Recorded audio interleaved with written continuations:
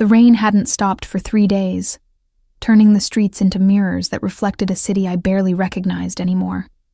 I pressed my forehead against the cold glass of the diner window, watching droplets race each other down the pane while my reflection stared back, hollow-eyed, exhausted, wearing the same stained apron I'd worn for the past 10 hours.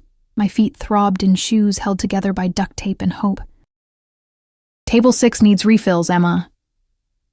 Rosa's voice cut through the clatter of dishes and the low hum of late-night conversations. I nodded, grabbed the coffee pot with hands that had long stopped shaking from exhaustion, and moved through the narrow aisles between booths. This was my life now. 70-hour weeks at Rosie's Diner, a studio apartment with a radiator that coughed more than it heated, and silence so thick it pressed against my chest every night. No one looked at me here. I was part of the furniture, as invisible as the chipped tiles beneath their feet, or the flickering neon sign outside that buzzed open 24 hours in angry red letters. I poured coffee for an elderly couple who didn't acknowledge me, collected plates smeared with ketchup and regret, and tried not to think about how I'd ended up here. Tried not to think about the before, when I'd believed in promises whispered in the dark, when I'd thought love meant something more than convenient lies. The bell above the door chimed, letting in a gust of wind that carried the smell of wet asphalt and expensive cologne. I didn't look up immediately. Why would I? People came and went. I was a ghost serving other ghosts. But the diner went quiet, not silent. The coffee machine still hissed. The radio still played some forgotten 80s ballad. But there was a shift in the air, a collective held breath that made my skin prickle. I glanced toward the entrance and felt my heart stumble. 3 men stood just inside the doorway, water dripping from their dark coats onto Rosa's ancient linoleum. The 2 flanking the entrance were built like concrete walls, their eyes scanning the room with mechanical precision, hands resting at their sides in a way that suggested weapons were closer than they appeared. But it was the man in the center who made my fingers tighten around the coffee pot. He was younger than I expected, maybe early 30s, with dark hair swept back from a face that belonged in Renaissance paintings, all sharp angles and dangerous beauty. His suit probably cost more than I made in 6 months, charcoal gray and perfectly tailored, not a wrinkle despite the storm outside. Even from across the diner, I could see the glint of gold at his wrists, the shine of Italian leather shoes that had never known a scuff. He didn't look around the room the way normal people did. His gaze moved with purpose, categorizing, assessing, missing nothing. When his eyes landed on me, I felt it like a physical touch. A brush of heat across my skin that made no sense given the cold radiating from the window behind me. "Emma?" Rosa appeared at my elbow, her voice tight. "Go to the back. Now." "What? Why now?" Her fingers dug into my arm, urgent and afraid, but I couldn't move. The man was walking toward the counter, his guard staying by the door, and everyone in the diner suddenly found their plates fascinating. He moved like water, smooth and inevitable, and I realized with a strange clarity that this was what power looked like. Not loud or aggressive, but absolute. A gravity that bent everything around it. He sat at the counter, 3 stools down from where I stood frozen, and looked directly at me. Up close, he was devastating. Olive skin, eyes so dark they were almost black, a mouth that suggested cruelty, and something else I couldn't name. There was a scar, thin and white, cutting through his left eyebrow, a story written in violence. "Coffee," he said. His voice was low, accented with something Mediterranean. Italian, maybe, or Greek. Each word carefully shaped. "Black." My hands moved on autopilot, grabbing a clean mug, pouring the dark liquid without spilling, despite the tremor that had started in my wrists. I set it down in front of him, careful not to make eye contact again, already turning away. "What's your name?" I froze. Customers asked my name sometimes, usually the drunk ones or the lonely ones looking for conversation I didn't have energy to provide. But this felt different. This felt like a test. "Emma?" My voice came out smaller than I wanted. "Emma." He repeated it like he was tasting it, rolling it around to see how it fit. "You work every night?" Warning bells rang in my head. Rosa was watching from the kitchen doorway, her face pale. The other customers were pointedly not watching, which meant they were watching very carefully.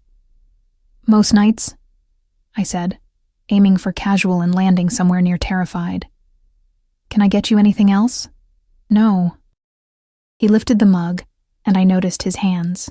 Elegant fingers, but with scars across the knuckles. Working hands despite the expensive watch. This is perfect. I should have walked away, should have retreated to the safety of the kitchen and let Rosa handle whatever this was. But I stood there, caught in the orbit of this stranger who looked at me like he could see through skin and bone to whatever fragile thing was beating underneath. The bell chimed again. I turned, grateful for the distraction, and felt my entire world tilt sideways. Daniel stood in the doorway, rain-soaked and furious, his eyes scanning the diner until they locked on me. My ex-boyfriend.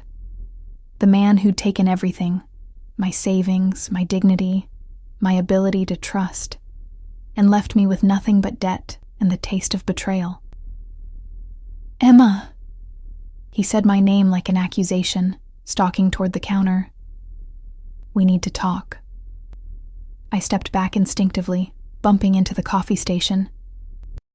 There's nothing to talk about, Daniel. You need to leave. Leave? He laughed, harsh and ugly. You owe me, remember? That money you borrowed from my account. You stole from me first. The words burst out before I could stop them, hot and jagged. You took everything I had and disappeared for 6 months.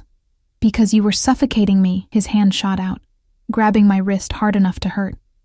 Always needing, always asking for more. Do you know how exhausting that was?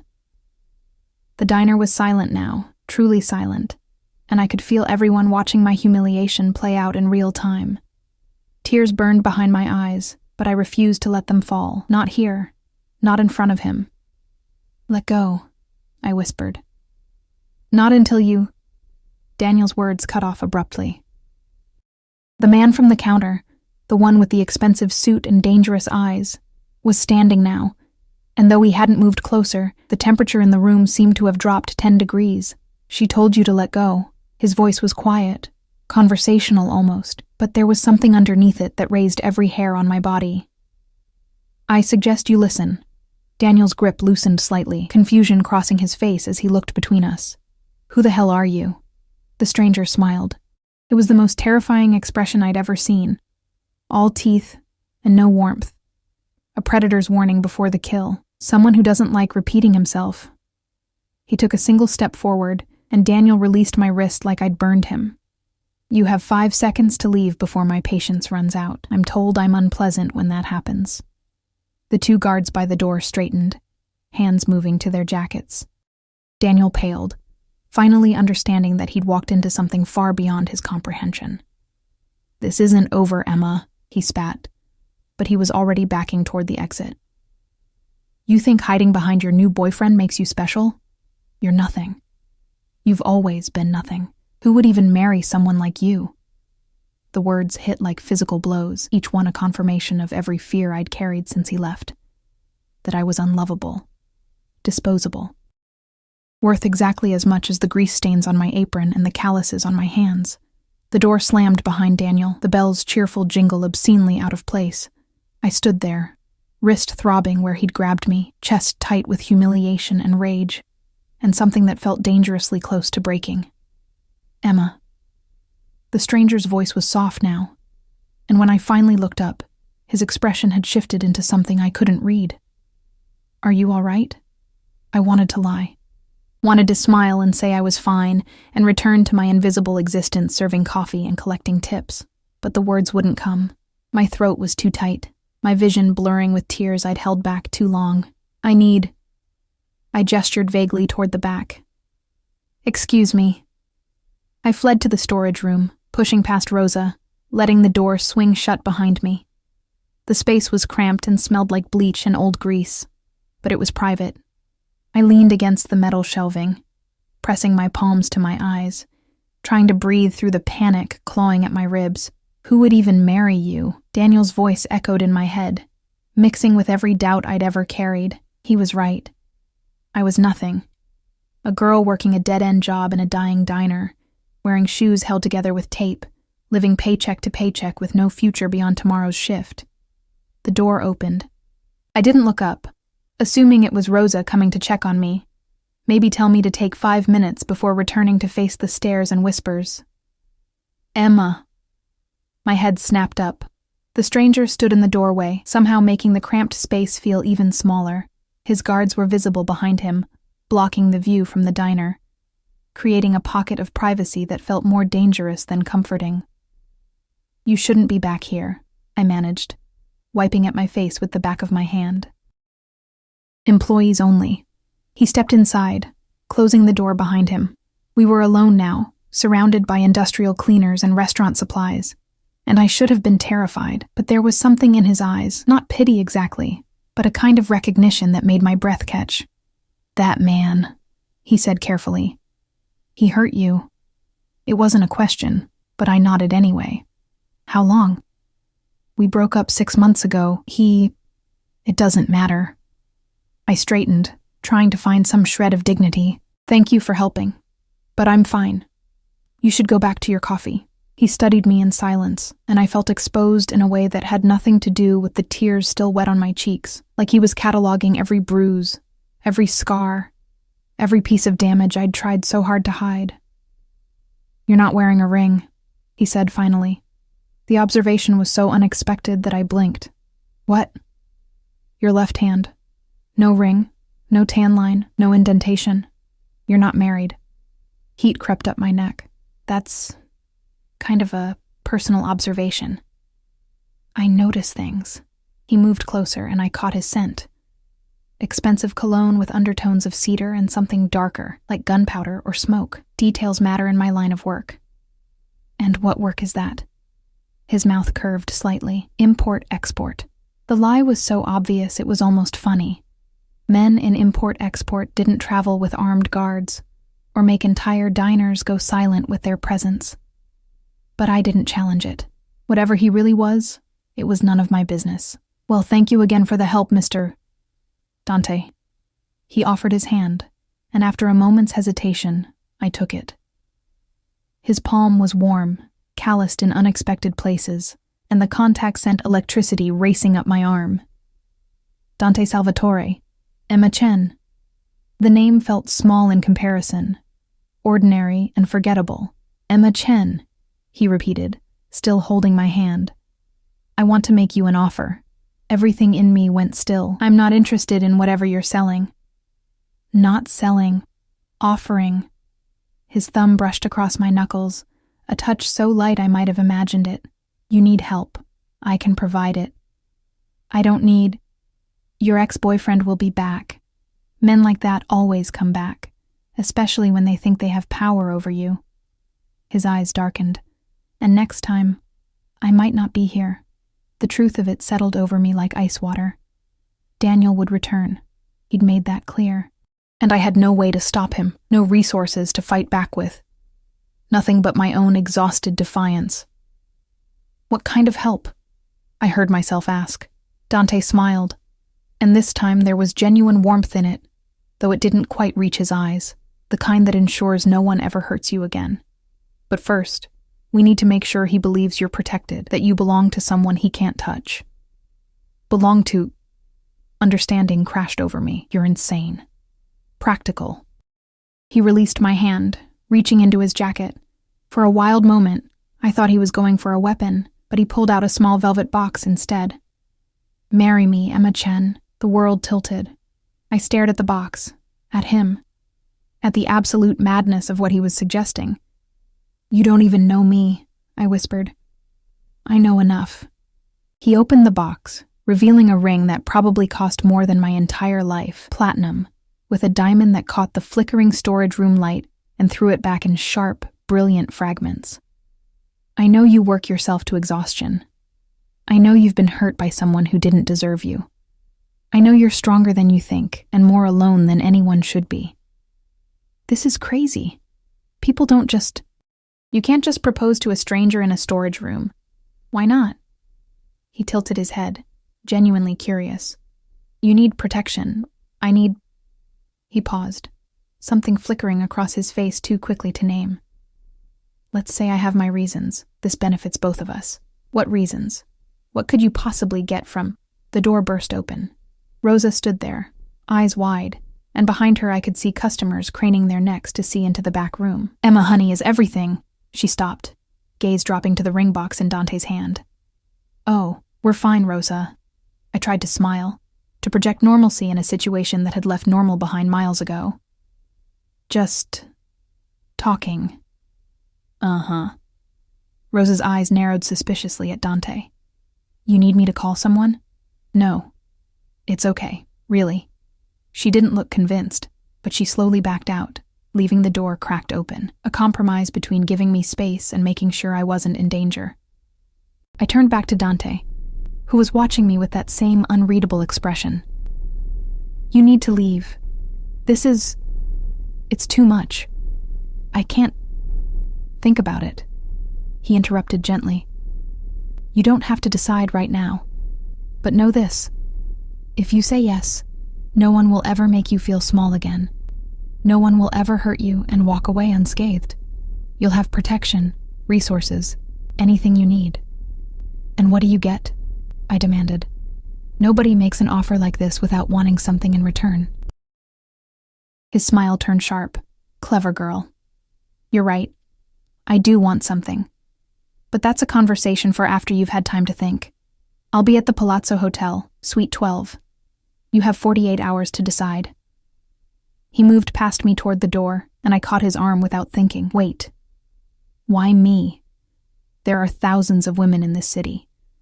Why would you choose some random waitress you met 10 minutes ago?" Dante looked down at my hand on his sleeve, then back up at my face. For just a moment, I saw something raw in his expression.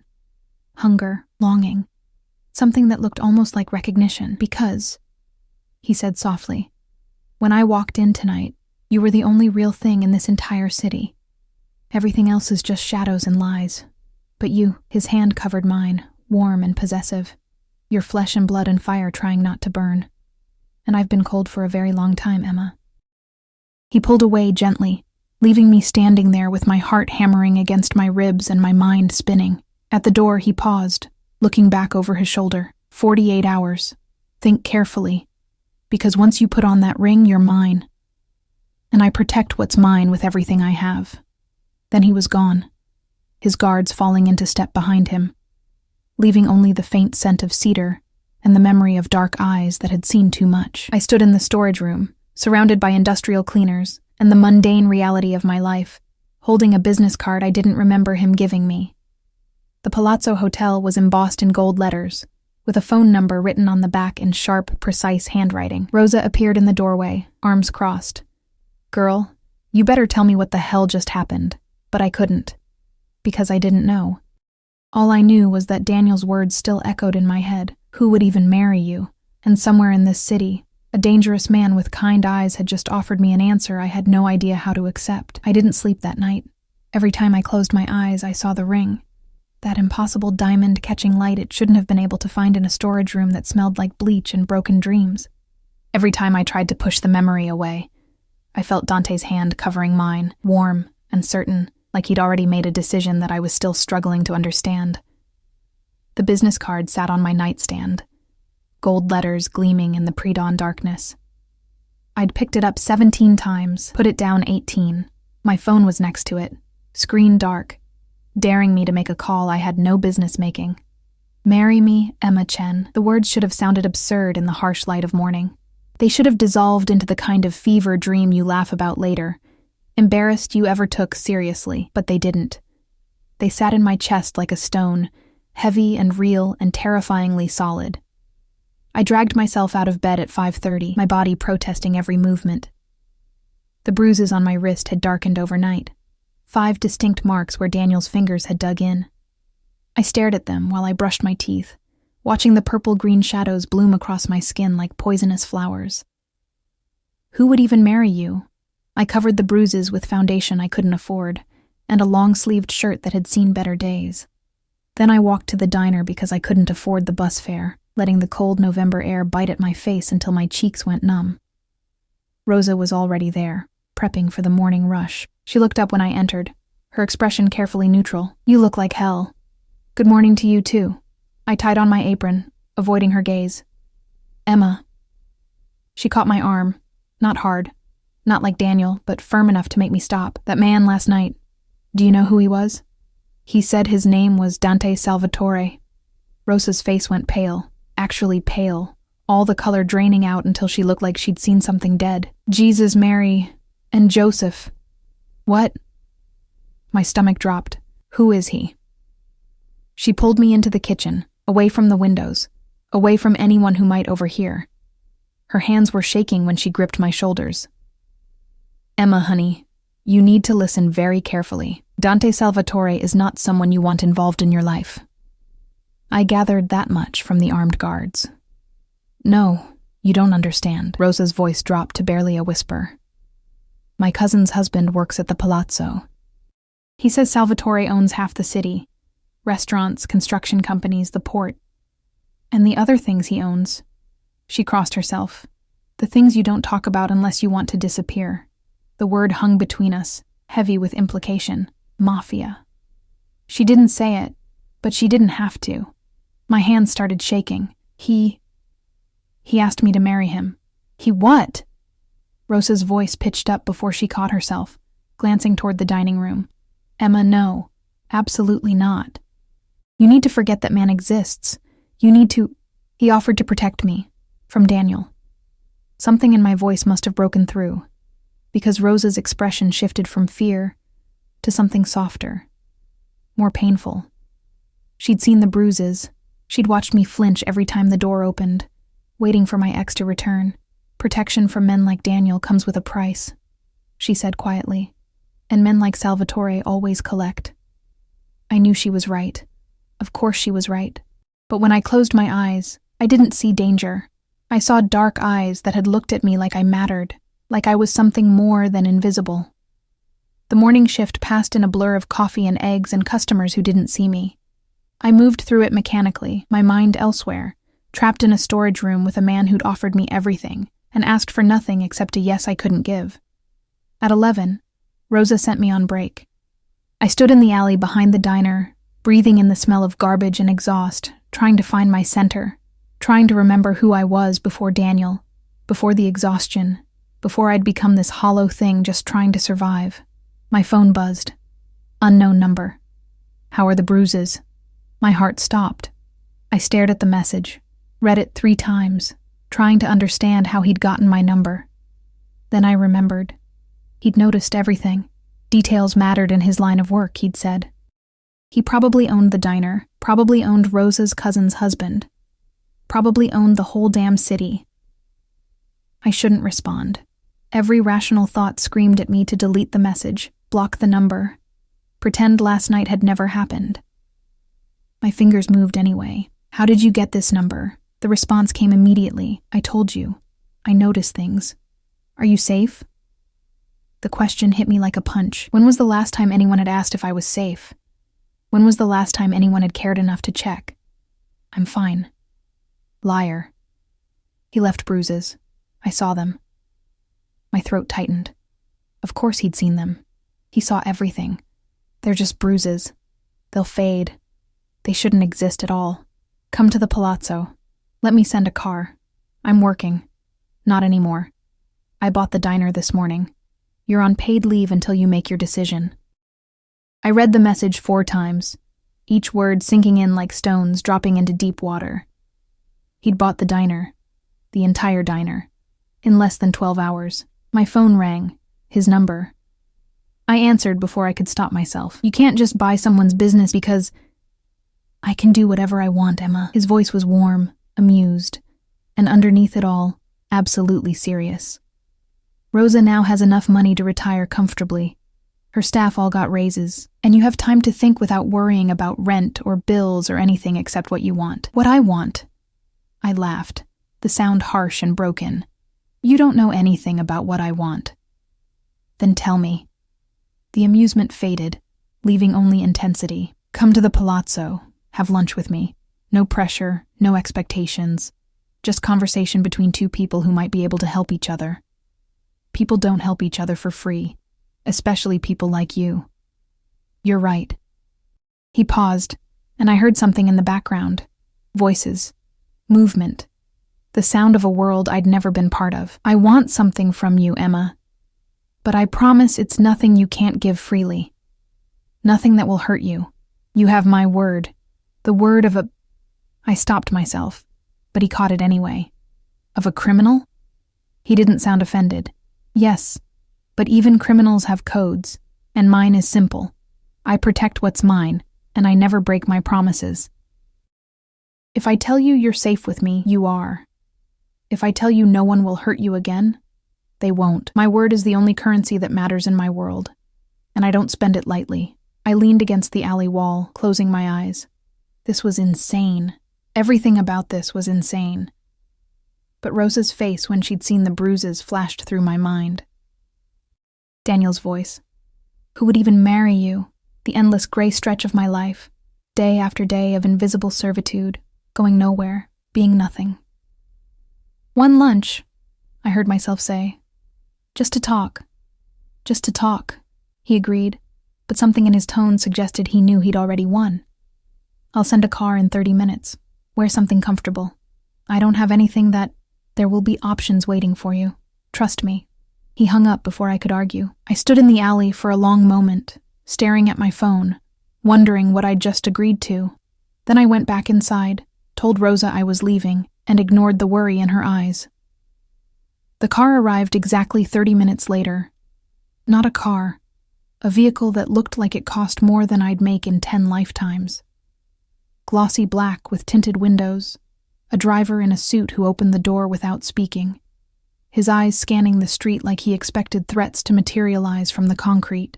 The interior smelled like leather and money.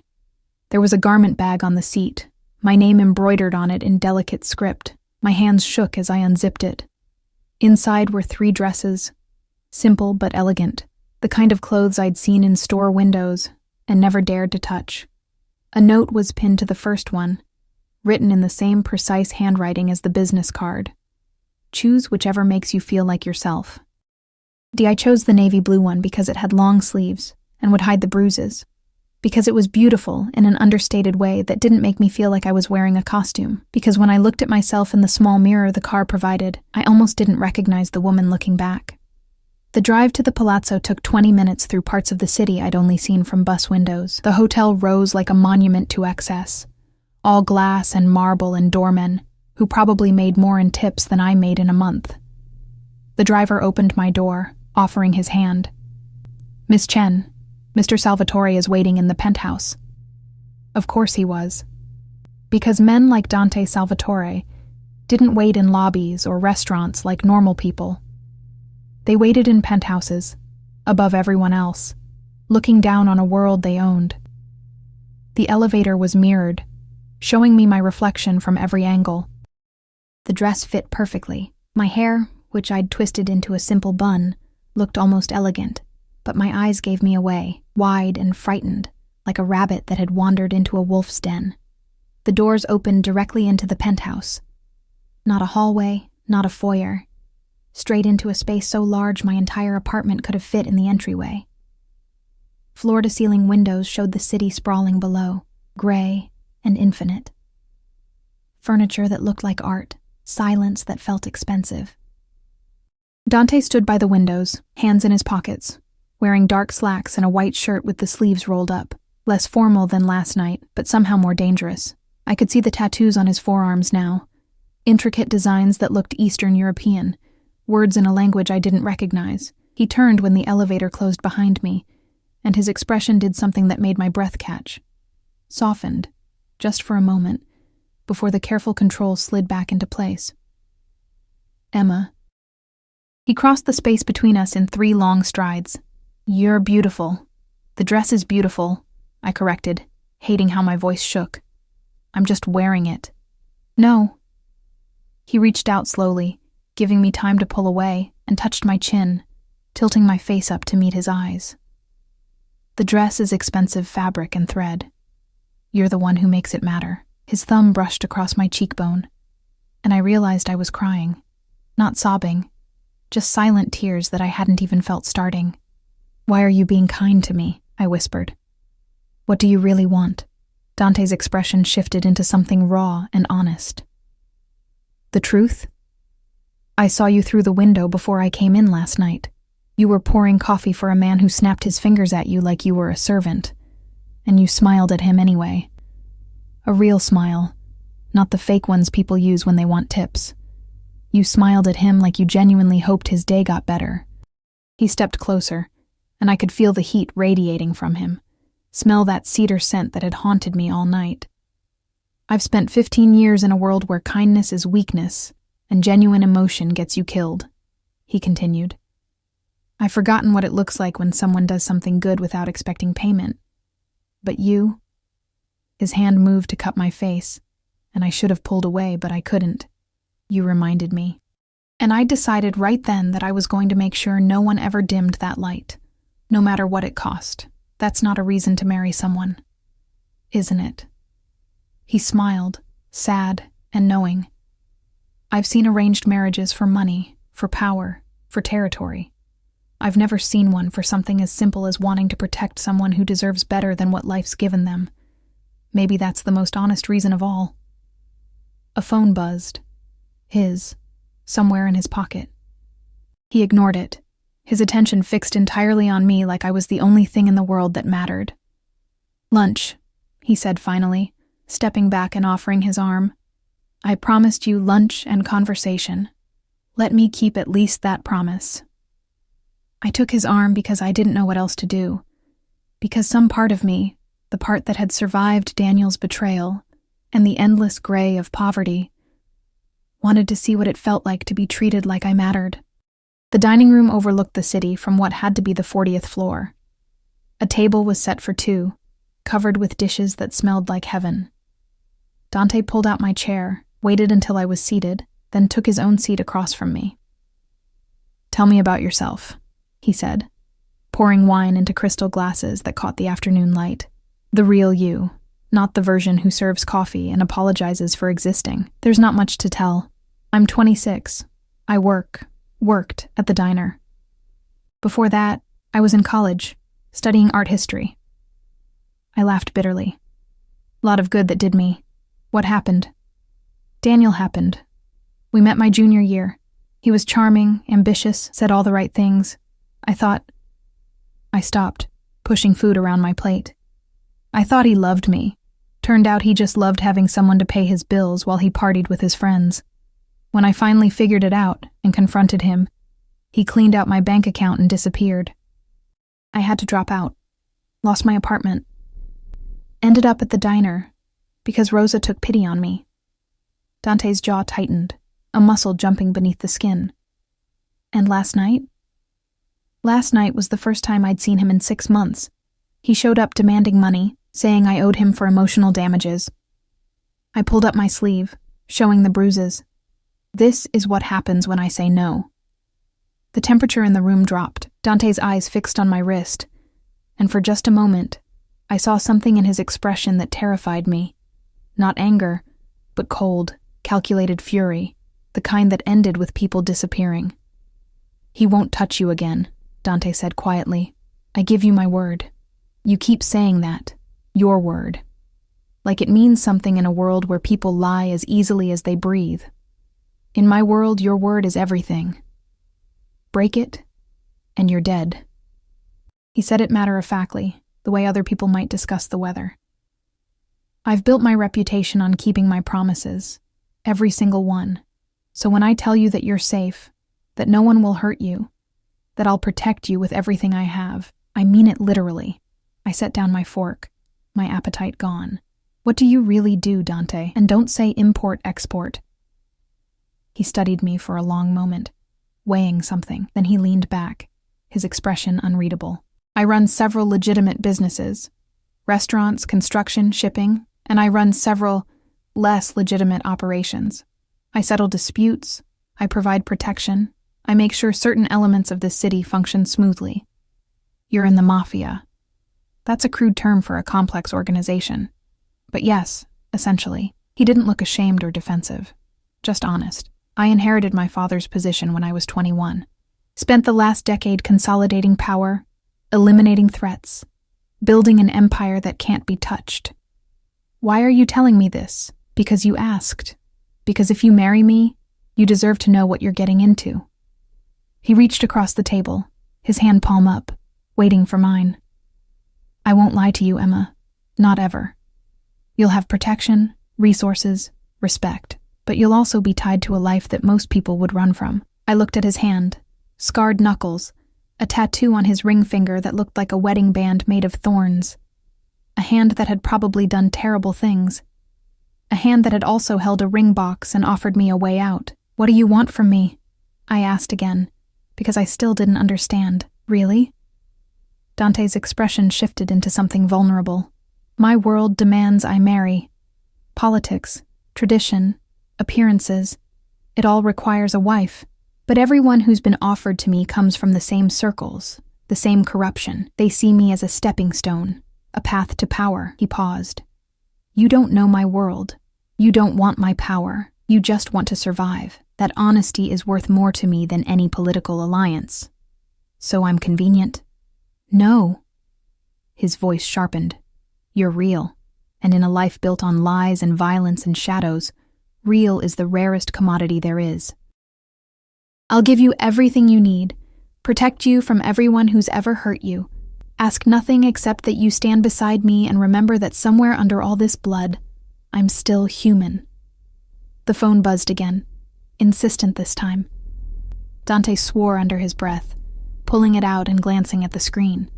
His expression darkened. "I need to take this. Will you wait?" I nodded and he stepped out onto the balcony, his voice dropping to rapid Italian that sounded like threats wrapped in silk.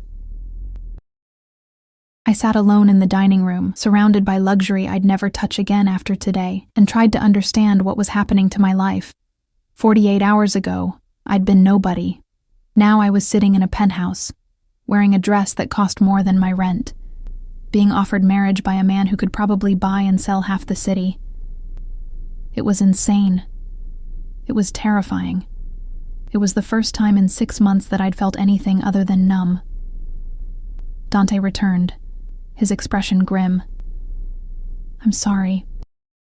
Something's come up that requires my attention. My driver will take you home unless—" He hesitated. "Unless you'd like to stay. Think.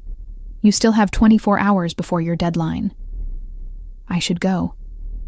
I stood, suddenly desperate to be back in my tiny apartment where nothing made sense, but at least it was familiar nonsense.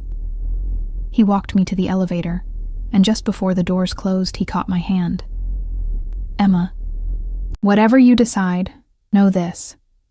Last night, when I saw you smiling at that customer, when I saw you being kind despite having every reason to be bitter, that was the first real thing I've seen in 15 years. Don't let people like Daniel convince you that kindness is weakness.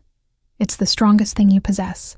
The doors closed on his dark eyes and the scent of cedar, leaving me alone with my reflection, and a decision that felt like standing on the edge of a cliff, looking down into darkness that might be falling or might be flying.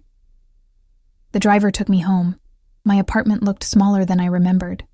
Dingier, like I was seeing it through eyes that had adjusted to penthouses and crystal and sunlight from 40 floors up. I sat on my bed, still wearing the navy blue dress, and picked up the business card. 24 hours left to decide if I was brave enough, or desperate enough, to say yes to a man who'd promised me everything and asked only that I help him remember how to be human. My phone buzzed. Daniel's number this time. "You think your rich boyfriend scares me? You're still nothing, Emma. And I'm coming to prove it." My hands started shaking. I stared at the message, at the threat barely concealed in those words, and felt something inside me crystallize into clarity. I didn't want to be nothing anymore. I didn't want to be afraid. I didn't want to spend the rest of my life looking over my shoulder, wondering when the next blow would fall. I picked up my phone and dialed the number on the business card. Dante answered on the first ring. "Emma." "I'll do it," I said, before I could lose my nerve. "I'll marry you." Silence. Then, soft as a prayer. "You won't regret this. I swear it." "I already regret it," I admitted, "but I regret my entire life up to this point. At least this way. I'm choosing my own disaster." He laughed, a real sound, surprised and genuine. I'll send a car tomorrow morning. We have arrangements to make. And Emma? Yes? Thank you for trusting me with this. I won't let you down. He hung up, and I sat in the growing darkness, still wearing a dress that cost more than my rent, and wondered if I'd just made the best decision of my life, or signed my own death warrant. Outside, the city hummed with its usual chaos. Somewhere in it, Daniel was planning his next move, and somewhere in a penthouse high above it all, a man who'd built an empire on blood and shadows was making phone calls that would rearrange my entire world. I had no idea what morning would bring. But for the first time in 6 months, I wasn't afraid to find out. The car arrived at 7 in the morning, sleek and black, and completely out of place on my street. Neighbors peeked through curtains, probably thinking the police had finally come for someone. I almost laughed at the irony. The only crime happening here was me. About to marry a man I'd known for less than 48 hours. I'd spent the night packing my life into 2 suitcases. It was depressing how little I'd accumulated in 26 years. Clothes that had seen better days, a few books I couldn't bear to leave behind, photographs from a time when I still believed in happy endings. Everything else, the mismatched dishes, the furniture held together with hope, I left for whoever came next. The driver opened the door without speaking, and I slid into leather seats that smelled like money and decisions I couldn't take back. My phone buzzed as we pulled away from the curb. Rosa, please tell me you're not doing what I think you're doing. I typed back quickly. I'm safe. I promise. I'll explain everything soon. Her response came immediately. That's what people say right before they disappear. I didn't answer because I didn't have words that would make this make sense. How could I explain that I'd rather disappear into Dante's world than continue being invisible in my own? The drive took us out of my neighborhood and into streets I'd only seen in movies. Tree-lined avenues with brownstones that probably had more bathrooms than my entire building had apartments. We stopped in front of one that looked like it had been transported from a European postcard, all ornate iron and golden stone catching the morning light. This is Mr. Salvatore's residence, the driver said. His first words to me. He's waiting inside. The door opened before I could knock. Not Dante, but a woman in her 50s with steel-gray hair pulled into a severe bun and eyes that assessed me in 3 seconds flat. She looked like she could kill someone with a dessert spoon and make it look like an accident. Miss Chen. Her accent was thick. Russian, maybe. I am Katya. I manage Mr. Salvatore's household. Please come. The interior was breathtaking. High ceilings with original crown molding, hardwood floors that gleamed like dark water, artwork that probably belonged in museums, but it didn't feel cold like I'd expected. There were books everywhere. Real books. Worn and red, not decorator pieces, plants in the windows, a blanket thrown over the back of a leather couch like someone actually sat there. It looked lived in. It looked like a home. Mr. Salvatore is in his study, Katya said, leading me down a hallway lined with photographs. I caught glimpses as we passed. A younger Dante with an older man who shared his features, a woman with kind eyes and dark hair, groups of people at celebrations I couldn't name. Family. History, a life I was about to become part of. She knocked on a heavy wooden door, then opened it without waiting for an answer. Miss Chen, sir. The study was smaller than I'd expected, lined with bookshelves and dominated by a massive desk covered in papers. Dante stood by the window, phone pressed to his ear, speaking rapid Italian that sounded like violence wrapped in silk. He was wearing another perfectly tailored suit, this one charcoal with a burgundy tie, and when he saw me, his expression transformed. He ended the call mid-sentence and crossed to me in 3 strides. Emma, you came. Did you think I wouldn't? I thought you might come to your senses. He took my hand, his thumb brushing across my knuckles. Thank God you didn't. Katya cleared her throat pointedly. The appointment is in 2 hours, sir. Miss Chen will need time to prepare. Of course. Katya will help you with everything you need. He hadn't let go of my hand yet. How are you feeling? Terrified. Confused. Pretty sure I'm making a massive mistake. I laughed, the sound brittle. But also, oddly calm? That's the shock. His mouth curved slightly. It'll wear off around the same time you realize what you've agreed to. But by then, It'll be too late to run. Should that comfort me? Probably not. He finally released my hand, and I felt the loss of warmth like a physical thing. But I promise you this, whatever happens, you're protected. My name, my resources, my life, all of it stands between you and anything that would hurt you. Katya made an impatient noise. Sir, time. Go with Katya. She'll take care of you. He hesitated, then added softly, and Emma, you're not making a mistake. You're making a choice. There's a difference. Katya led me up a sweeping staircase to the second floor, into a bedroom that was larger than my entire apartment. A team of women waited there, hair, makeup, a seamstress with measuring tape and pins between her teeth. On the bed lay a dress that made my heart stop. It wasn't white. It was champagne silk that caught the light like liquid gold, simple and elegant, with long sleeves and a neckline that showed nothing but suggested everything. Next to it lay a veil so delicate it looked like spun moonlight. I can't. I touched the fabric with trembling fingers. This is too much. Mr. Salvatore was very specific about what he wanted for you, Katya said, her expression softening slightly. He said you should look like yourself, only more so. Not transformed, just elevated. Tears burned behind my eyes. How did he know my size? He notices everything. She squeezed my shoulder, a gesture that felt almost maternal. We have work to do and not much time. Strip. The next 2 hours passed in a blur of hands and instructions, and the slow transformation of Emma the waitress into someone I barely recognized. The dress fit perfectly, hugging curves I didn't know I had before flowing into a train that whispered against the floor. The makeup was subtle, but made my eyes look enormous, my skin luminous. My hair was left mostly down, just the front pieces swept back and secured with pins that looked like tiny stars. When they finally let me look in the mirror, I understood what Dante had meant.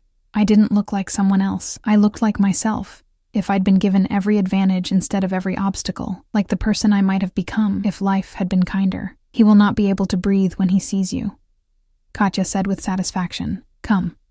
It is time. We drove to the courthouse in silence. Not the main one downtown, but a smaller building in a neighborhood that seemed to exist in a pocket outside normal reality, the kind of place where records could be adjusted and questions went unasked. Dante waited on the steps, flanked by 2 men I recognized from the diner. His guards, though they looked slightly less menacing in suits. When he saw me emerge from the car, his expression did something that made my chest tight. He stared. Just stared, like I'd stolen his ability to function, his dark eyes moving over me with an intensity that felt like touch. Emma, he breathed when I reached him. You're elevated? I offered, remembering Katya's word. Devastating. He offered his arm, and I took it, feeling the tension in his muscles. Are you ready? No. But I'm here anyway. That's the spirit. He covered my hand with his. Before we go in, I need you to understand something. This is legal and binding. Once we sign those papers, you're my wife in every way that matters. There's no trial period, no takebacks. You'll have access to everything I own, protection from everyone who would hurt you, and a place in my world whether you like it or not. And what do you get? I asked again, because I still couldn't understand his angle. His expression turned serious. I get someone who chose me knowing exactly what I am, not my power, not my money, just me. That's worth more than you realize. The ceremony was brief and bureaucratic. A judge who clearly knew Dante and knew better than to ask questions. Papers signed with hands that only shook slightly. Rings exchanged. The massive diamond for me, a simple platinum band for him that somehow looked right on his scarred hands. By the power vested in me, I now pronounce you husband and wife. The judge looked at Dante. You may kiss your bride. Dante turned to me, his eyes searching my face. May I? The question surprised me. After everything, the demands, the absolute certainty in his actions, he was asking permission for this. I nodded, not trusting my voice. He cupped my face with both hands, his touch gentle despite the calluses and scars. Then he kissed me, and the world stopped making sense. It wasn't aggressive or possessive like I'd feared. It was soft, almost reverent, like he was tasting something precious he'd been denied too long. When he pulled back, his eyes were dark with something I couldn't name. "Mine," he whispered against my lips. "You're mine now, Emma, and I keep what's mine." I should have been frightened, should have felt trapped. Instead, all I felt was safe. We emerged from the courthouse into gray afternoon light. Dante's hand found mine immediately, his fingers lacing through with a possessiveness that should have bothered me, but didn't. The guards moved to flank us, their eyes constantly scanning, and I realized this was my life now. Always watched, always protected, never alone. "Where are we going?" I asked as we approached the car. "Lunch. Celebration. Then—" He paused. "Then we need to have a conversation about the practical aspects of this arrangement." The restaurant was exclusive enough that I'd never even heard of it, the kind of place where reservations required connections, and the menu had no prices because if you had to ask, you couldn't afford it. We were shown to a private room overlooking a garden that shouldn't have been possible in the middle of the city. Dante ordered without consulting me. Apparently he noticed what I'd barely touched at the penthouse and what I'd actually eaten. The food came in courses that were more art than sustenance, each bite designed to be an experience. "You're quiet," he observed halfway through the meal. "Having regrets already?" "I'm processing." I set down my fork, meeting his eyes. This morning, I was nobody. Now I'm married to someone who apparently owns half the city. That's a lot to process. "You were never nobody, Emma. You were just surrounded by people too blind to see you." He reached across the table, taking my hand.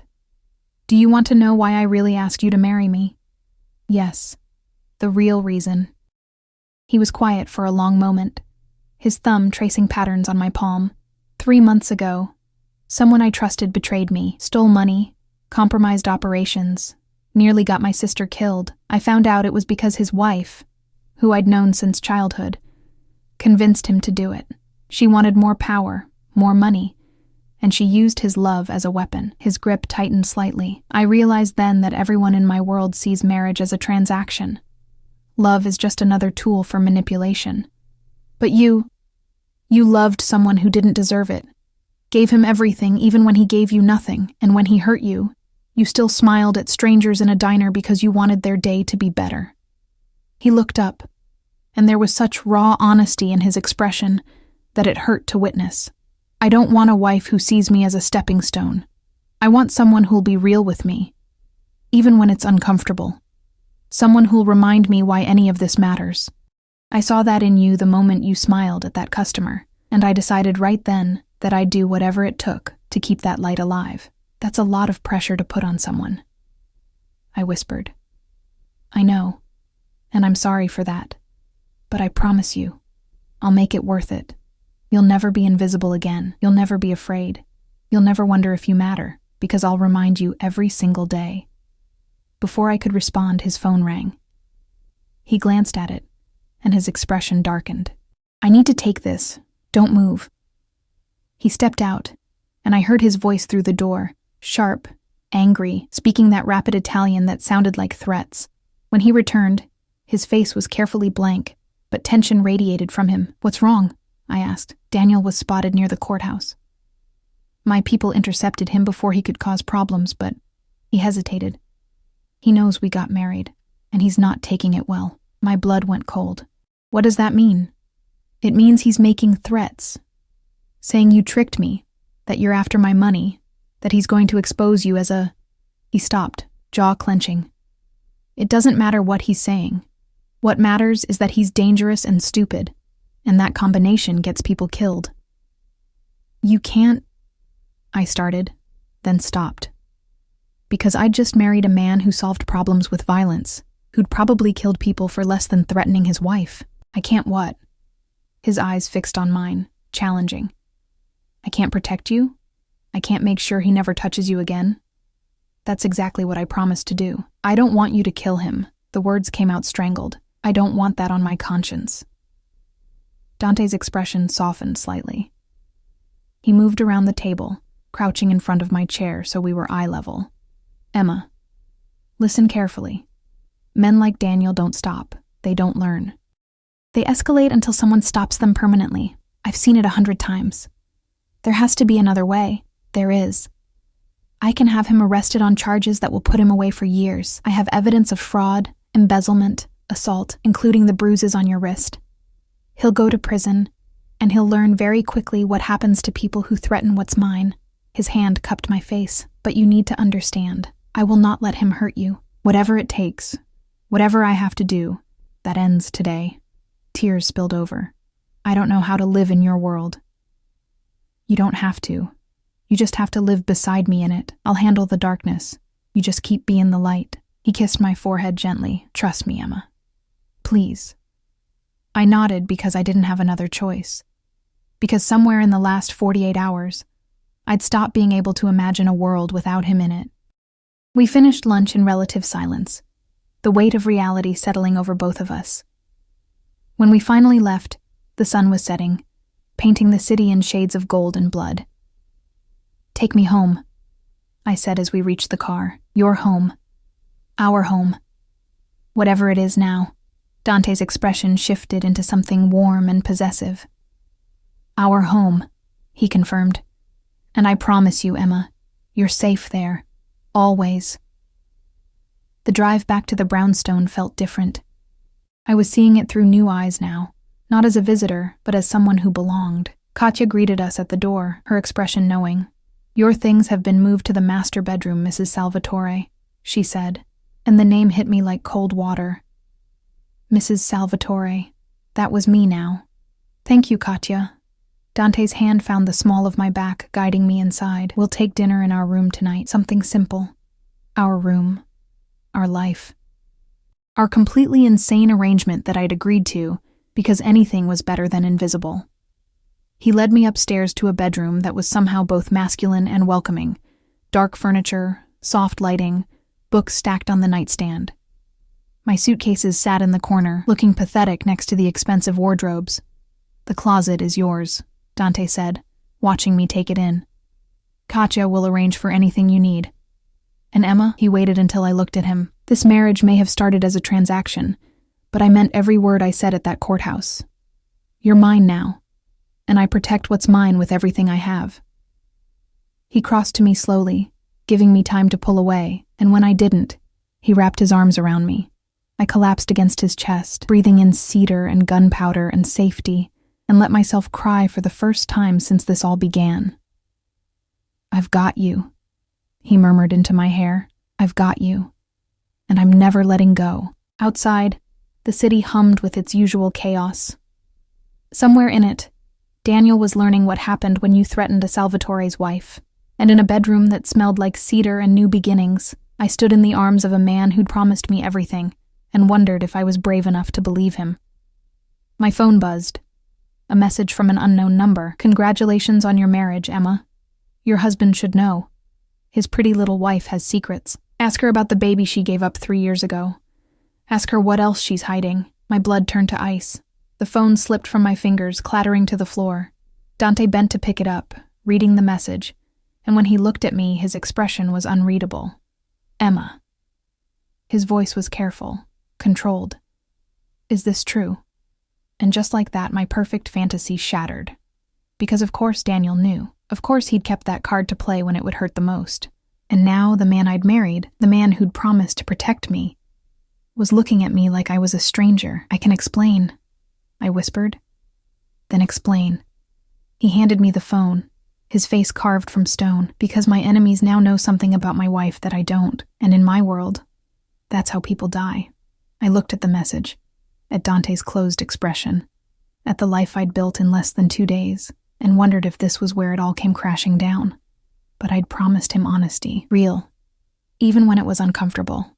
So I took a breath and told him the truth that had been eating me alive for 3 years. The words wouldn't come at first. They sat in my throat like broken glass, sharp and dangerous, threatening to tear me apart from the inside. Dante stood perfectly still, waiting, his expression carved from marble. The silence stretched between us, heavy with the weight of secrets about to surface. I was 23. I finally managed, my voice barely above a whisper. Still in college, working 2 jobs to pay tuition, I met someone, not Daniel, someone before him. Marcus. He was older, sophisticated, said all the things I needed to hear after growing up with nothing. I couldn't look at Dante's face. Instead, I stared at my hands, at the massive diamond that now felt like a shackle. I got pregnant. Marcus said he'd support me, that we'd figure it out together. Then he disappeared. Changed his number, moved out of his apartment, left me with nothing except a baby I couldn't afford to keep. The memory came rushing back, the clinic with its fluorescent lights and sympathetic nurses, the forms I'd signed with shaking hands, the social worker who'd promised the couple adopting my daughter would give her everything I couldn't. A good home, stability, love. I gave her up for adoption when she was 3 days old. Tears streamed down my face now, hot and unstoppable. I held her for 3 days, memorized every detail of her face, and then I handed her to strangers because I couldn't even afford to feed myself, let alone a baby. I finally looked up at Dante. His expression hadn't changed, but something flickered in his eyes, not judgment, not yet, but calculation. Assessing this new information, figuring out how it affected his world. Her name is Sophia. The adoptive parents send me updates once a year through the agency. She's healthy, happy, loved. She has everything I couldn't give her. My voice broke. I don't regret giving her a better life, but I've hated myself every single day for not being strong enough to keep her. Why didn't you tell me? His voice was quiet, dangerous in its control. Because we've known each other for 48 hours.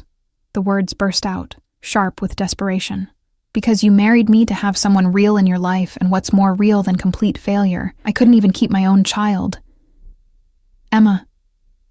No, you need to hear this. I was spiraling now, all the shame and guilt I'd buried for 3 years pouring out. I'm not the person you think I am. I'm not kind and genuine and worth protecting. I'm someone who gave away her baby because she was too weak and poor and pathetic to figure out how to survive. Daniel's right. Who would want to marry someone like that? Dante moved so fast I didn't have time to react. One moment he was across the room. The next his hands were framing my face, forcing me to look at him. His eyes were blazing now, dark and fierce and absolutely furious. Don't. His voice was low, shaking with barely contained rage. Don't you dare let his poison into your head. Don't you dare believe for 1 second that what you did was weakness. I gave away my daughter. You gave your daughter a chance at a life you couldn't provide. That's not weakness, Emma. That's the most profound love I've ever heard of. His thumbs brushed away my tears. The gesture impossibly gentle despite the intensity in his expression. You were 23, alone, with no resources and no support. And instead of choosing the easy path, instead of choosing what would hurt less for you, you chose what was best for her. That takes more strength than most people possess in their entire lives. I stared at him, unable to process his words. You're not angry? Angry. He laughed, the sound harsh. I'm furious, but not at you. At every person who failed you. At the man who left you pregnant and alone. At a system that forced you to make that choice. At Daniel for using your trauma as a weapon. His grip tightened slightly. But at you? Never. Your enemies know. My enemies know that my wife made an impossible choice and survived it. That's not weakness they can exploit, Emma. That's armor. He pulled me against his chest, his heart hammering beneath my ear. Anyone who tries to use this against you will learn very quickly what happens when they hurt what's mine. I clung to him, my fingers digging into his shirt, breathing in his scent and trying to believe his words. I should have told you before we got married. Yes, you should have, but I understand why you didn't. He pulled back enough to look at me. From now on, no more secrets. I need to know everything about you, not to judge you, but to protect you. In my world, information is currency. If I don't know something, I can't defend against it. His phone buzzed insistently. He swore under his breath, releasing me to check it. His expression darkened as he read, jaw clenching. What is it? I asked, wiping at my face. Daniel's made a mistake. He typed rapidly, his movements sharp and angry. He sent that message from his actual phone, probably drunk and stupid. My people have his location. They're moving in now. Dante, please. He threatened you. Tried to weaponize your trauma. used information he had no right to possess. His eyes met mine, and they were absolutely cold. That doesn't get forgiven, Emma. That gets answered. What are you going to do to him? Exactly what I promised. He'll be arrested on multiple charges: fraud, embezzlement, stalking, assault. I have enough evidence to put him away for 10 years minimum. He'll go to a prison where I have influence, where he'll learn very quickly that there are consequences for touching what belongs to me. He crossed back to me, his hand cupping my face. He will never hurt you again. I give you my word. Before I could respond, there was a sharp knock on the door. Dante called permission to enter, and one of his guards stepped in, the broader one from the diner, with a scar across his temple and eyes that had seen too much. Sir, we have a situation. Dante's expression shifted instantly. All business. What kind of situation? The Kozlov family. They've requested a meeting. Tonight. They're saying it's about your recent marriage. The guard's eyes flicked to me briefly. They're implying it affects existing arrangements. Something dangerous crossed Dante's face. Tell them I'll meet them at the warehouse in 2 hours. Full security detail. Sir, I know what it is, Marco. That's why I want you there. He turned to me, and his expression softened slightly. I need to handle this. It shouldn't take long. What's happening? Fear crept into my voice. Who are the Kozlovs? Another family. We have agreements in place. Business arrangements that sometimes involve marriages between families. He hesitated. There was an understanding that I would eventually marry Viktor Kozlov's daughter, Irina. It wasn't official, but it was expected. My stomach dropped. So, by marrying me, I disrupted their plans, made them look weak in front of the other families. He gripped my shoulders. This is my fault. I should have handled it before bringing you into this. But I promise you, I will fix it. How do you fix something like that? His smile was sharp and cold. By reminding Viktor Kozlov that I don't take orders from anyone, that I make my own choices, and anyone who doesn't like it can try to do something about it. He kissed my forehead. Stay here. Katya will be right outside if you need anything. Don't answer the door for anyone except her. Don't leave this room. Understand? You're scaring me. Good. Fear keeps you careful, and careful keeps you alive. He moved toward the door, then paused. Emma, what you told me about Sophia, that doesn't change anything. You're still mine. You're still under my protection, and anyone who tries to use your past against you will regret it. I promise you that. Then he was gone, Marco following, and I was alone in a bedroom that suddenly felt like a cage. I paced for 10 minutes before my anxiety became unbearable. This was insane. I'd married a stranger, told him my deepest secret, and now he was going to some meeting with people who were apparently angry that he'd chosen me over their daughter. This was exactly the kind of situation that got people killed in movies. My phone buzzed. Unknown number again, but different from Daniel's message. Mrs. Salvatore, my name is Irina Kozlov. I think we should talk. Woman to woman. There's a cafe 3 blocks from your new home. Come alone. I just want to understand what kind of person would steal another woman's future. I stared at the message, every instinct screaming that this was a trap. Dante had told me not to leave, had made it clear that his world was dangerous, and I needed to be careful. But another part of me, the part that had survived Daniel's betrayal, and giving up my daughter, and 3 years of barely existing, that part wanted answers, wanted to face this woman who apparently thought she had a claim on my husband. I was tired of being protected like I was fragile, tired of being kept in the dark while men made decisions about my life. I grabbed my jacket and headed for the door. Katya was in the hallway, her expression instantly suspicious. Mrs. Salvatore, Mr. Salvatore said you were to stay in your room. I need air. I'm just going for a walk. Then I'll accompany you. No. I tried to sound firm instead of terrified. I'm not a prisoner here, Katya. I just need 20 minutes alone, please. She studied me for a long moment, and I saw the calculation in her eyes. She could stop me, physically restrain me if necessary, but that would mean treating me like a captive instead of the lady of the house. 20 minutes, she finally said. But you take this. She pressed something into my hand. a small panic button on a keychain. You press this, and help comes immediately. You understand? I nodded, pocketing it, and fled before she could change her mind. The cafe was exactly where Irina had said, a small, upscale place that was mostly empty at this hour. She sat at a corner table, and when she looked up, I understood why Viktor Kozlov had thought Dante would marry her. She was stunning. Pale blonde hair, ice blue eyes, the kind of bone structure that belonged on magazine covers.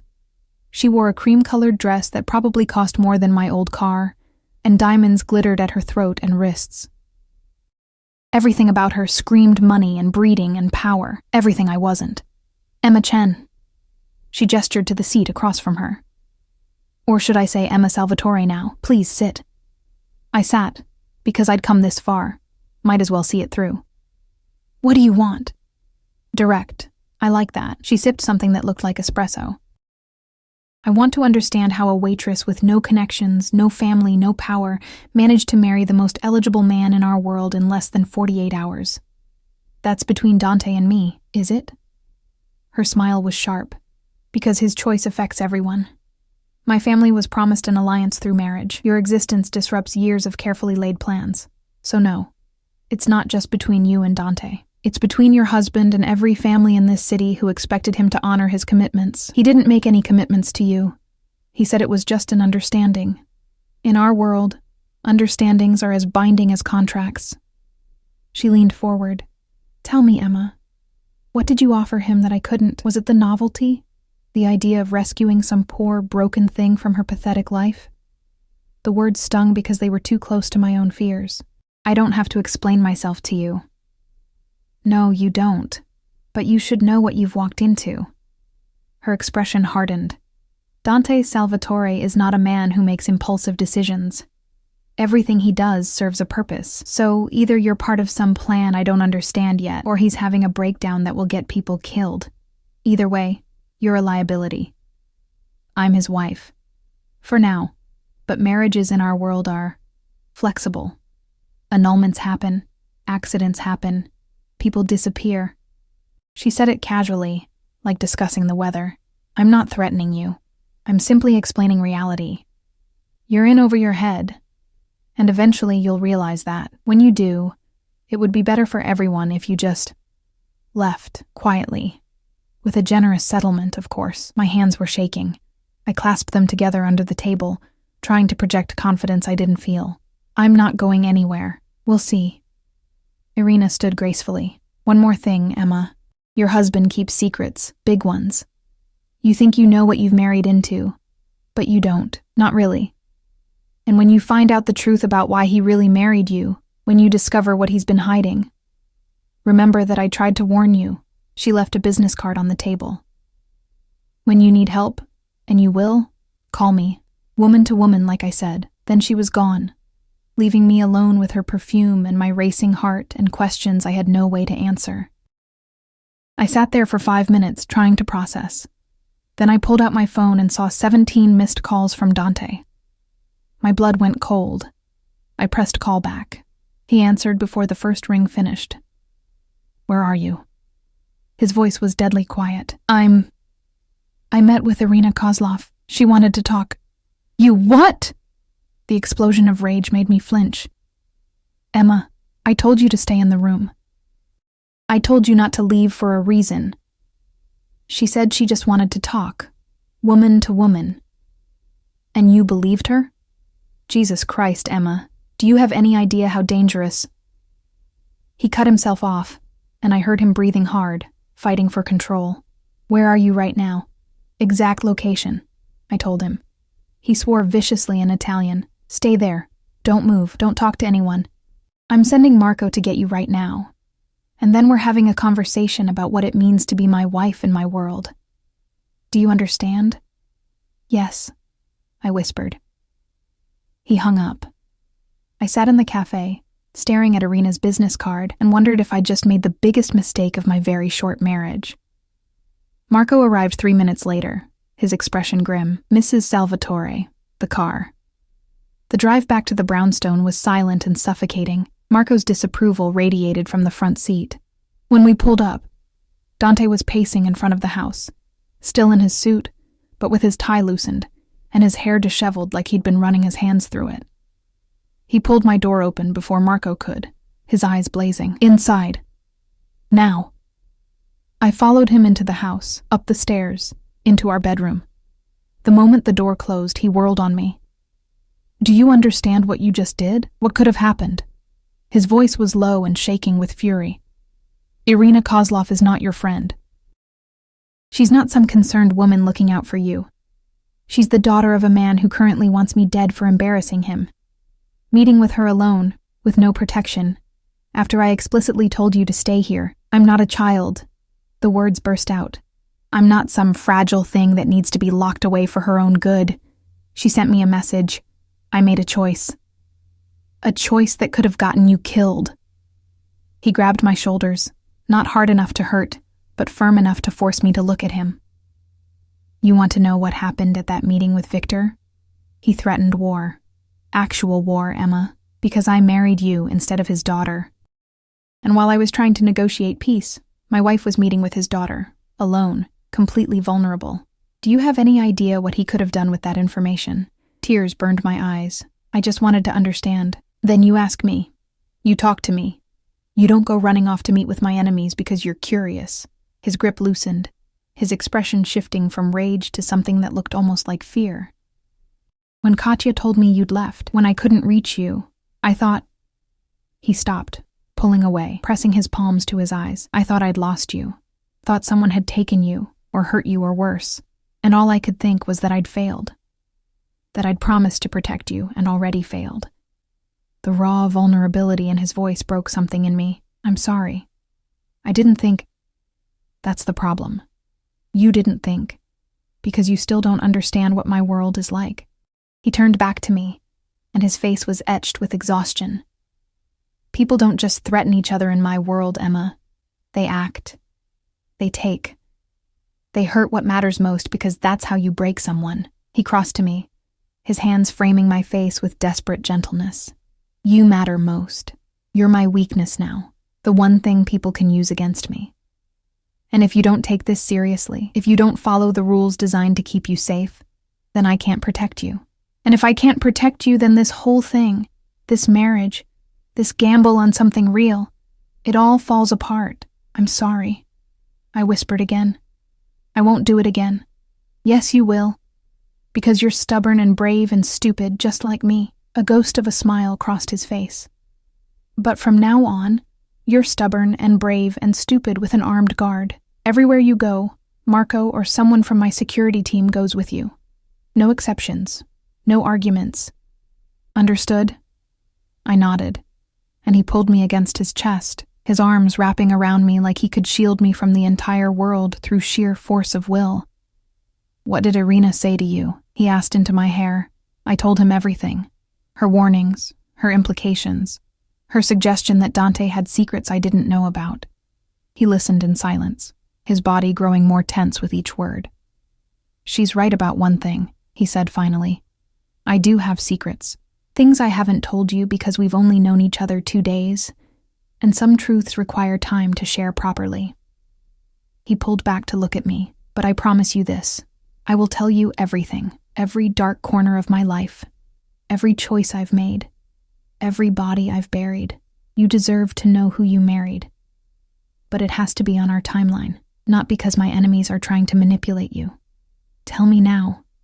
I met his eyes. Tell me why you really married me. Because if there's something more than what you've said, I need to know. He was quiet for a long moment, his expression unreadable. Then he sighed, running a hand through his hair. 3 years ago, my sister Lucia was kidnapped. She was pregnant at the time, terrified, held for ransom by a rival family. I got her back, but... His voice cracked slightly. But the trauma caused her to lose the baby. A daughter. She would have been named Sophia. My heart stopped. Sophia. When I saw you in that diner, when I learned your name was Emma Chen, something about you felt familiar. Then I investigated, ran a background check like I do with everyone who comes into my orbit. And I found out about your daughter, about Sophia, about the adoption. He looked at me with such raw pain it hurt to witness. The couple who adopted her? They're friends of my family. Sophia isn't just some random child, Emma. She's being raised by people I trust, people I vetted personally when they asked for help with the adoption. The world tilted sideways. You knew? This whole time, you knew about my daughter? Yes. And I know exactly where she is, how she's doing, that she's happy and healthy and loved. I've been watching over her from a distance, making sure she had everything she needed because— He took a shaky breath. Because in some broken way, protecting your daughter felt like protecting the one I couldn't save, I couldn't breathe, couldn't process.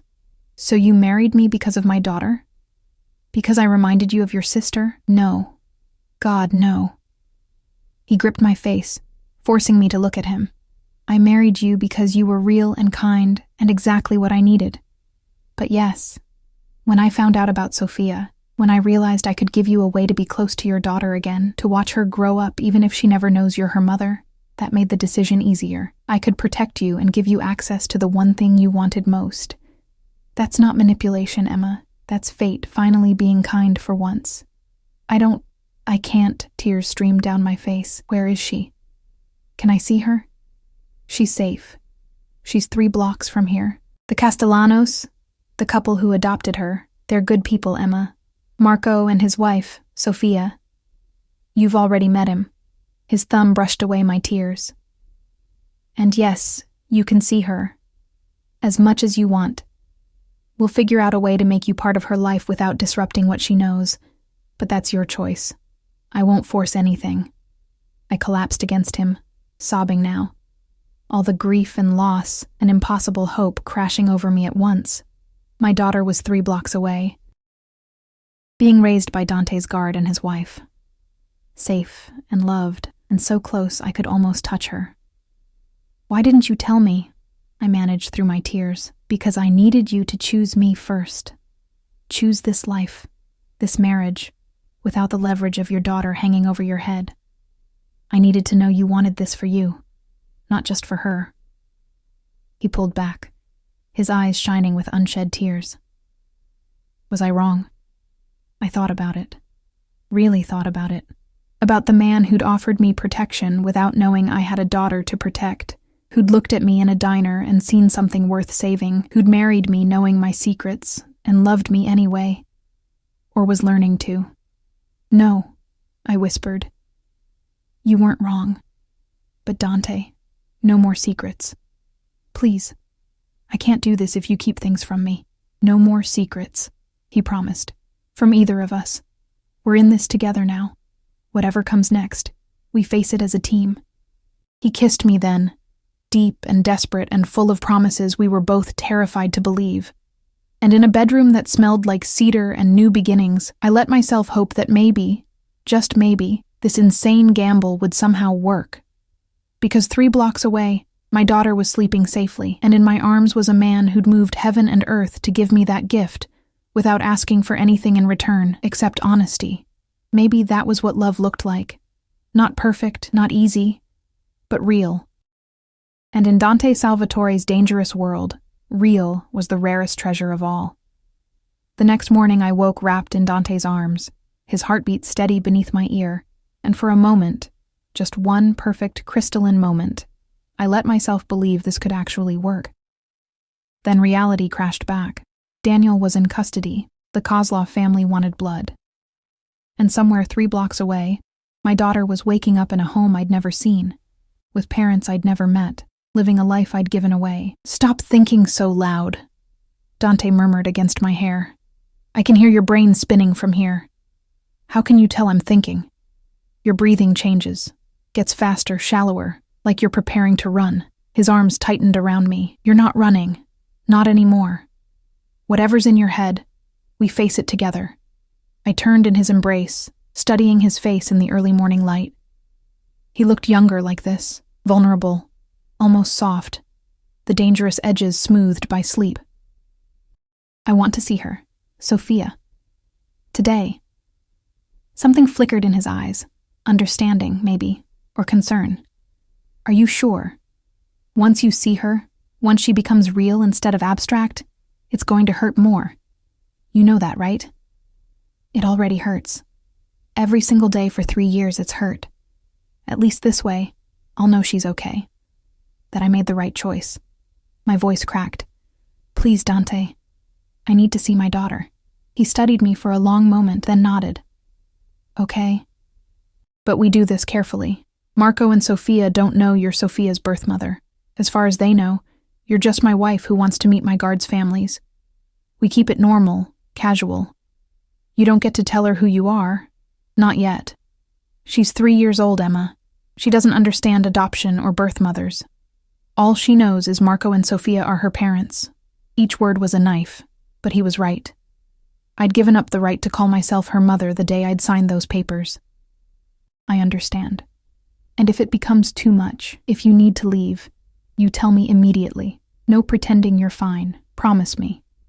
I promise. He kissed my forehead, then climbed out of bed, already reaching for his phone. I'll call Marco. Tell him we're coming by this afternoon.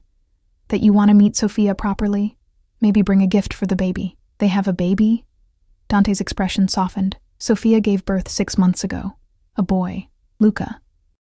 Sofia adores him. Marco sends me pictures constantly of her trying to help with everything.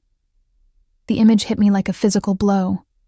My daughter had a little brother, a family, a life so complete and full that my absence didn't leave a hole at all. Emma. Dante was back at my side, his hands framing my face. Breathe. Just breathe.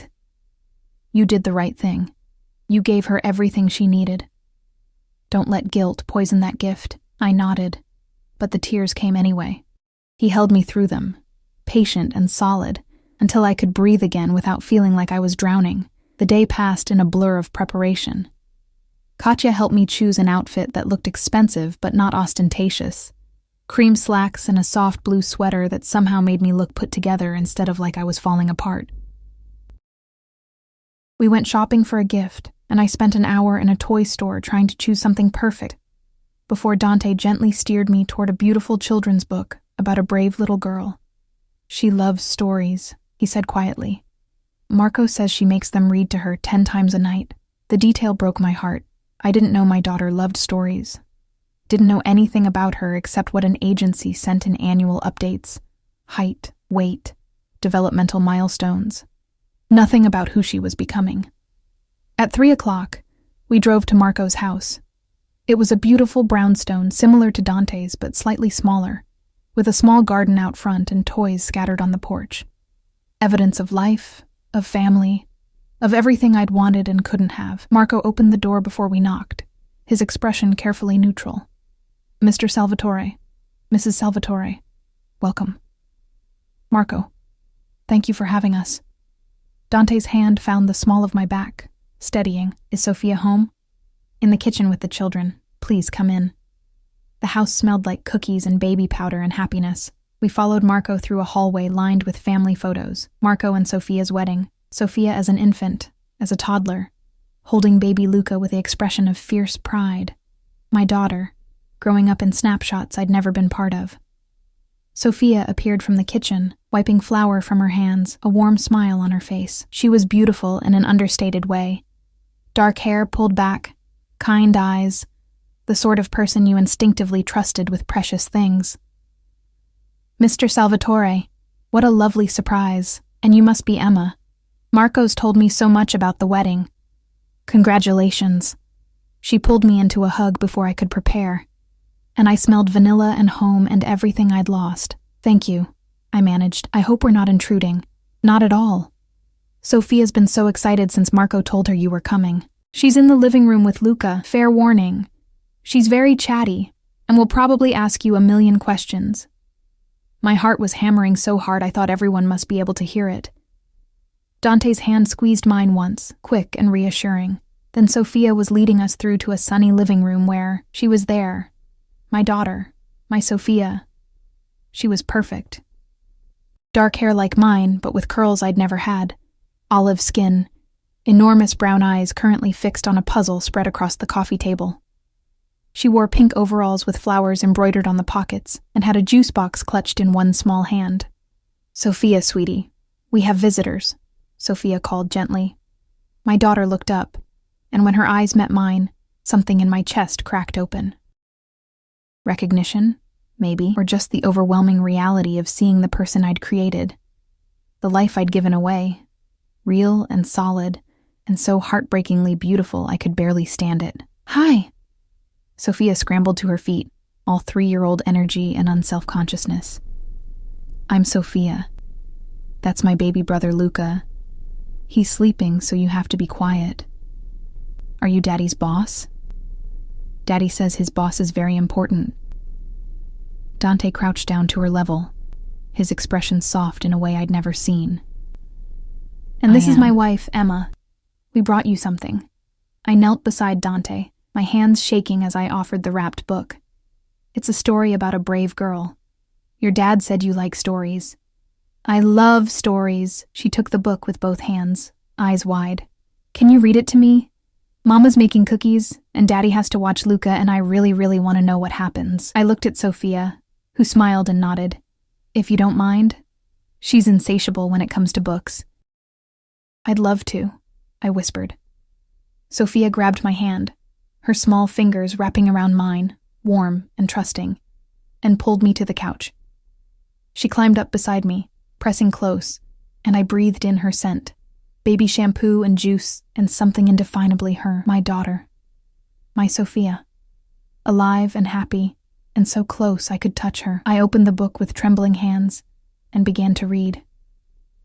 Once upon a time, there was a brave little girl who lived in a castle made of clouds. And Sophia leaned against my side, her head resting on my arm, completely trusting. Dante sat across from us, his expression unreadable but his eyes suspiciously bright. And I read her the story about the brave little girl who went on adventures and saved kingdoms and lived happily ever after. When I finished, Sophia looked up at me with those enormous eyes. "Did you like the story?"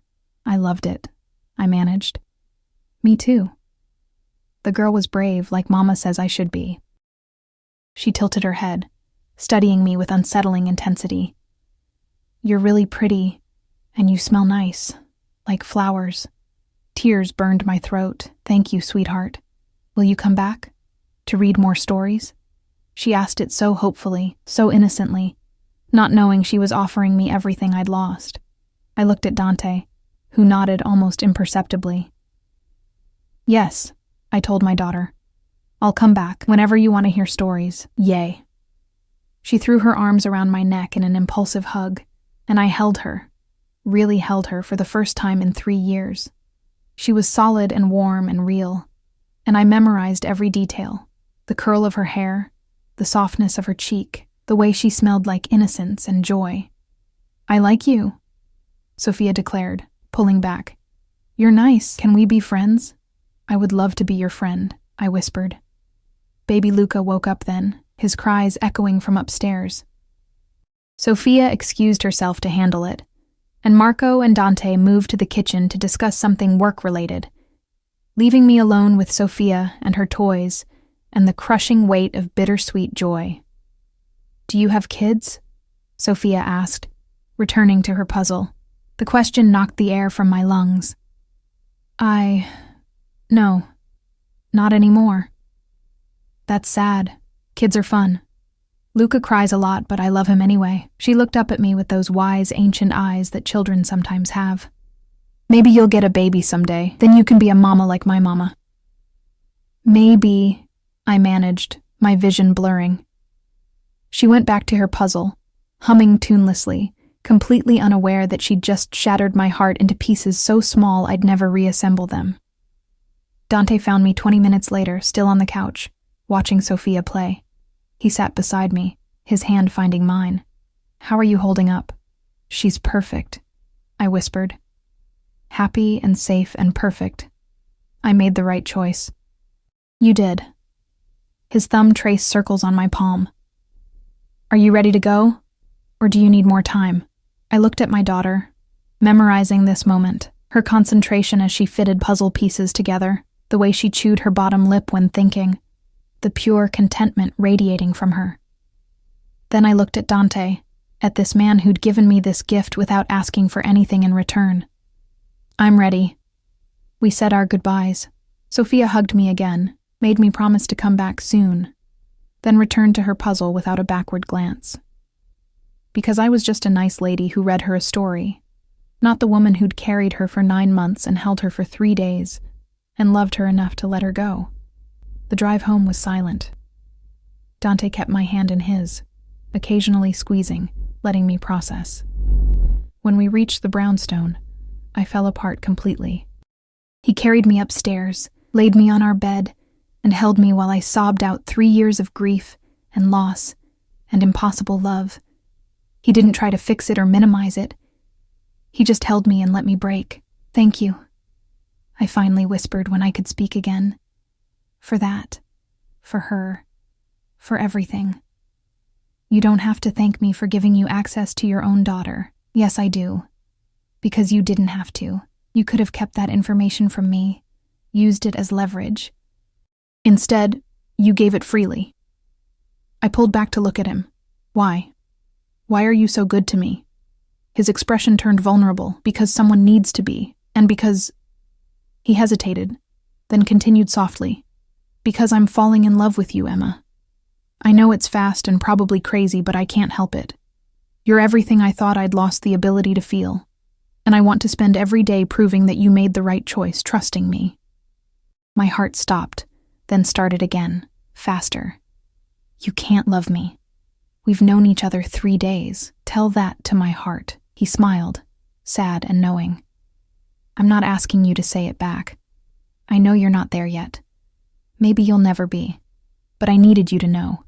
No more secrets, remember?" I stared at him, at this dangerous, powerful man who just admitted vulnerability with the same intensity he approached everything else.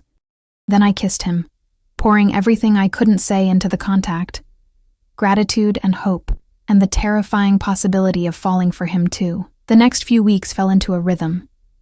Days spent learning to navigate Dante's world, meeting his associates, attending events where I smiled and played the part of the perfect wife, while guards watched from shadows.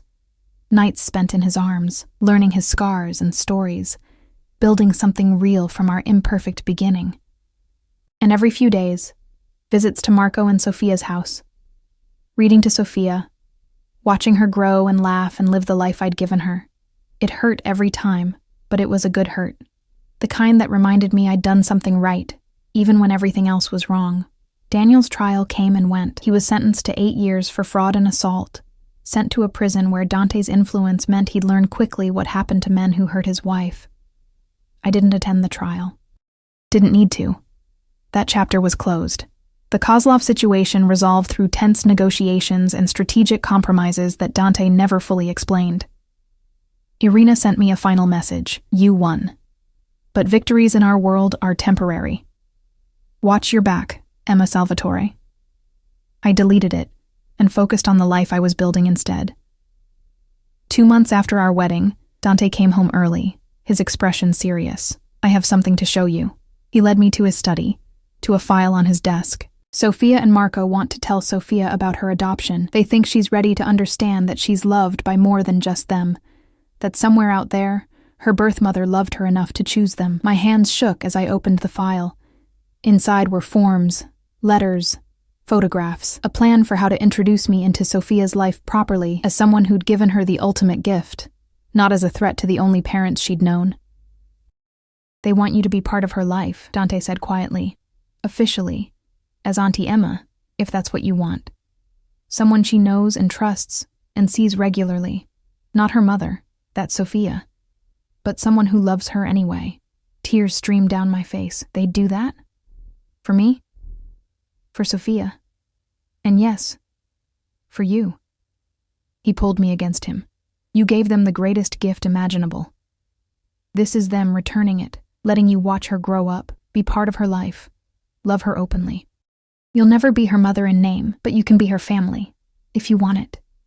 "I want it," I whispered. "God, I want it so much." "Then we'll make it happen."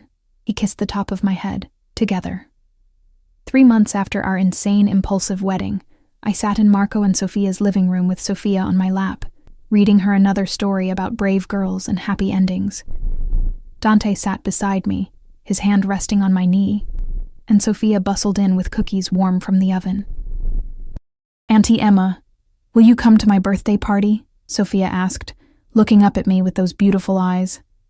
I'm going to be 4. I wouldn't miss it for the world, sweetheart. Good, because you're my favorite. She said it matter-of-factly, like it was just truth, then went back to studying the pictures in her book. My favorite. Not her mother, not the woman who'd given birth to her, just Auntie Emma who read her stories and brought her books and loved her with everything she had. It was enough. More than enough. It was everything. That night, lying in bed with Dante's arms around me, I finally understood what he'd given me. Not just protection or wealth or access to my daughter, though those were all precious. He'd given me a life where I mattered, where I was seen and valued and loved for exactly who I was, scars and all. I love you, I whispered into the darkness. His arms tightened around me. Say it again. I love you, Dante Salvatore. My insane, dangerous, impossibly good husband. He rolled me onto my back, his body covering mine, his eyes blazing in the dim light. I love you, Emma Salvatore, my brave, stubborn, perfect wife. He kissed me deeply, thoroughly, until I was breathless and clinging to him. Thank you for choosing me, for trusting me, for letting me keep you. Thank you for seeing me, I replied, for making me real. We made love slowly, tenderly, sealing the promises we'd made with our bodies, what we'd already sworn with our hearts. And afterward, wrapped in expensive sheets in a bedroom that smelled like cedar and home, I let myself believe in happy endings. Because maybe that's what this was. Not perfect, not easy, definitely not conventional, but real and messy and ours. 6 months after I'd poured coffee in a diner and thought I was invisible, I stood in Dante's study while he conducted business with associates who now treated me with respect instead of curiosity. Sophia's artwork hung on the refrigerator. My books filled the shelves. My clothes shared the closet with his expensive suits. I'd gone from nobody to Mrs. Salvatore, from invisible to protected, from alone to surrounded by a family I was still learning to trust. Rosa called every week, still worried, but gradually accepting that I'd landed on my feet. You sound happy, she'd said during our last conversation. Really happy. I never heard that in your voice before. She was right. I was happy, terrified and overwhelmed, and still learning how to navigate a world of danger and violence and impossible wealth. But happy in a way I'd never been, even before Daniel, even before I'd lost everything. Because I'd found something better than the life I'd lost. I'd found a life worth fighting for. Dante appeared behind me, his arms wrapping around my waist, his chin resting on my shoulder. What are you thinking about? How 3 days changed everything. How saying yes to a stranger in a storage room led me here. Regrets? His voice was carefully neutral, but I felt the tension in his body. Even now, he worried I'd wake up and realize I'd made a mistake. I turned in his arms, looking up at this man who'd promised me everything and delivered more than I'd dared to dream. Not a single one. You? Only that I didn't find you sooner. He kissed me softly. But I have you now, and I'm never letting go. Good, I whispered against his lips, because you're stuck with me, Dante Salvatore. For better or worse. Probably mostly worse, knowing our luck. He laughed, the sound warm and genuine. Worse with you is better than best with anyone else. And standing in his arms, in a home that smelled like cedar and new beginnings, with my daughter's laughter echoing in my memory, and a future stretching ahead of us filled with possibility, I finally believed him. Daniel had asked who would marry me, who would want someone broken and poor and invisible. Turns out, the answer was a man powerful enough to give me back everything I'd lost, and patient enough to help me heal what he couldn't fix. And maybe that was what love really was. Not perfect, not easy. Just 2 broken people choosing each other, day after day, building something real from the ruins of what they'd been before. I'd gone from asking myself who would marry me to knowing exactly who. A man who'd looked at me in a diner and seen not my poverty or my pain, but the strength it took to keep smiling anyway. And that was worth every risk, every fear, every impossible leap of faith. Because in the end, We weren't just surviving anymore. We were living. Together. And that made all the difference.